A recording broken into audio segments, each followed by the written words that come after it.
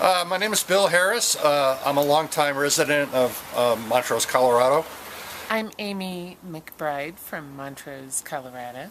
My name is Bob Tesh from Montrose, Colorado.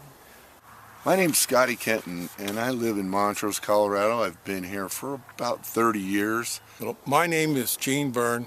I was a district wildlife manager and a wildlife biologist for the Colorado Division of Wildlife for 30 years. Most of my career was spent in the Rifle, Glenwood Springs area. Michael Ward. I worked for the Forest Service for 33 years. My name's Fred Weil. I was wildlife biologist for the Forest Service out of Delta.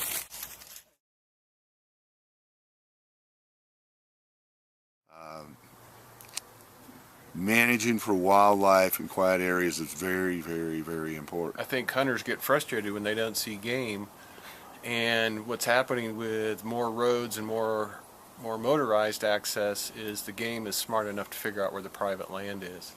So I don't want Colorado to become a state like some others where the private land is where all the game hangs out. The ATVs seem to form their own roads. I have 2 ATVs, I have a 4-wheel drive truck, I had horses in 35 years, and I like to use all of these areas, but I really, once in a while, like to just put on a backpack and go into some of these areas. But I really think 9 out of 10 people value quiet areas in the forest. They certainly want to be able to get there, and again, like myself, I have an ATV, but I respect that the trails that we have, you know, are adequate, and we need to at this point in time in history, you know, look at what we can have as quiet areas, both for the public as well as for wildlife. If people want to find game on public land, they need to set some limits on the amount of access that will help reduce the disturbance of the game and pushing them out of feeding zones and watering zones and calving areas. If we lose that and all the game heads for the private ranches, then Colorado's going to really lose much of its hunting quality. The land manager has to authorize the trails.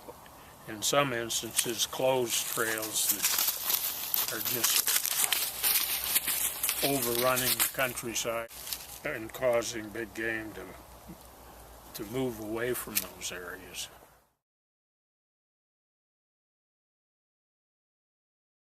Are in quiet areas, non-motorized. Just really encourage the BLM to look at that sort of thing in their resource management plans and future trail development efforts. I don't want to push for any kind of resource management. That'll be a special privilege for me to the detriment of the resource, wildlife, and others in the future for my kids and my grandkids. From a management standpoint, it's a lot better to designate the trails and limit use through keeping some areas that don't have ATVs in it, so backcountry hunters can get in and utilize those areas. Some of these, I think it's really important that we preserve and protect these areas for Colorado.